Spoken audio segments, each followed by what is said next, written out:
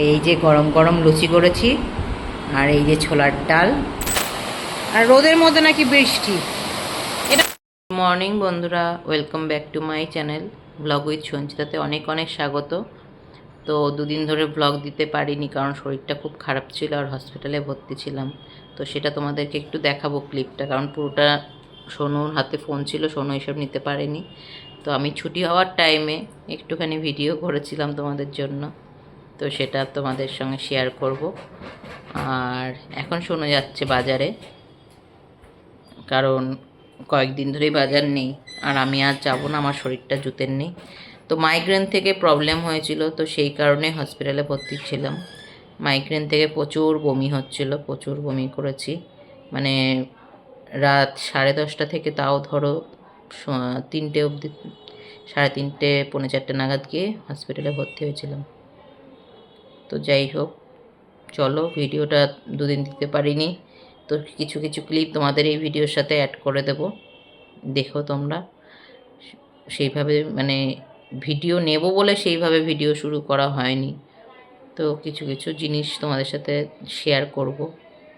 তো চলো এখান থেকে ভিডিওটা স্টার্ট করছি, আর হসপিটালে ভিডিওটাও তোমাদের সাথে একটু শেয়ার করব।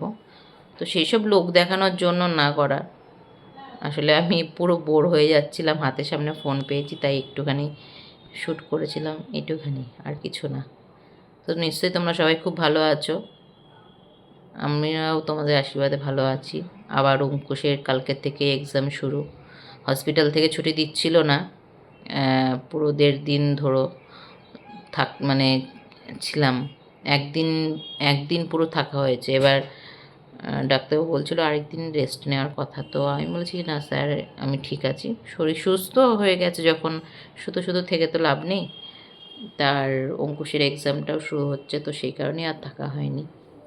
তো চলো টাটা, আবার পরে তোমাদের সাথে দেখা হবে।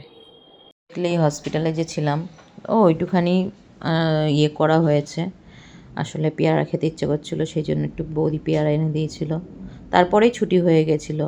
ডাক্তারবাবু থাকতে বলেছিল কিন্তু আমি থাকিনি, ছুটি নিয়ে চলে এসেছিলাম। আর এদিকে একাদশীর জন্য এই যে অঙ্কুশকে একটু রুটি ভেজে দিলাম, ও রুটিটা খাক, তারপরে আমি আস্তে ধীরে স্নান করে সব কিছু করবো।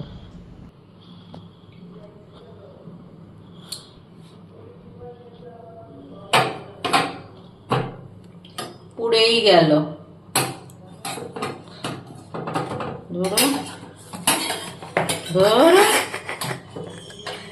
গরমও লাগছে।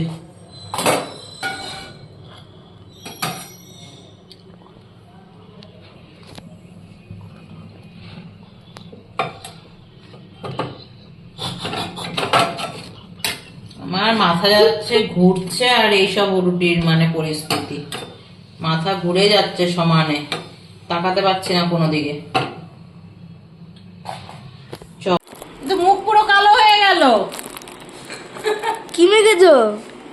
আরে চুলের মধ্যে ওই তুই যে মেহেন্দি শ্যাম্পুটা এনে দিলি সেটা দিলাম, আর ওই হাতেই মনে হয় ইয়ে করেছি বলে ফেস ওয়াশটা দিচ্ছি, তার জন্য সর শিগগির।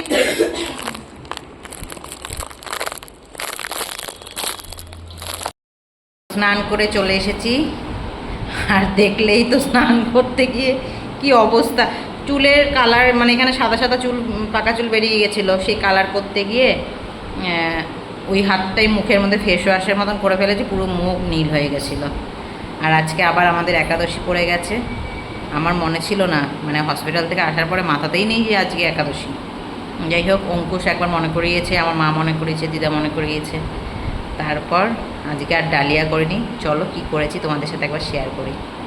এই যে গরম গরম লুচি করেছি, আর এই যে ছোলার ডাল, আজকে লুচি আর ছোলার ডালই খাওয়া হবে।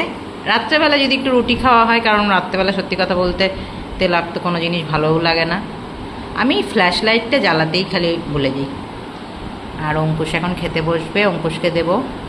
অঙ্কুশকে সকালবেলায় রুটি করে দিয়েছিলাম, কালকে ময়দা মাখা ছিল। আর সোনুও বলেছে লুচি খাবে না, এখন সোনু এখন রুটি খাবে, তো অঙ্কুশকে খাবারটা দিয়ে আমি সোনুর আটা রুটি ওখান থেকেই দুটো গোল্লা বের করে। বিরল দৃশ্য দেখো কি পরিস্থিতি, হ্যাঁ এত ফাটা পড়া রোদ, আর রোদের মধ্যে নাকি বৃষ্টি, এটা কোথা থেকে আসলো? সে তো মনে হচ্ছে কেউ ছাওয়া চালিয়ে দিয়েছে। হ্যাঁ, হঠাৎ করে বৃষ্টি আগমন। অন্য সময় বেঁকিয়ে পড়ে, আর এগুলো আমি সোজা আরো সোজা। ভাবছি কম্পিউটারে যাবি, এত রোদ, ভাইকে ভাই সাইকেলটা দিয়ে দিবি। এটা আরো গরম পারে। ছাড়, ইয়ে দিয়ে দে, দিয়ে দে। রোদ কি বাবা, ভাইকে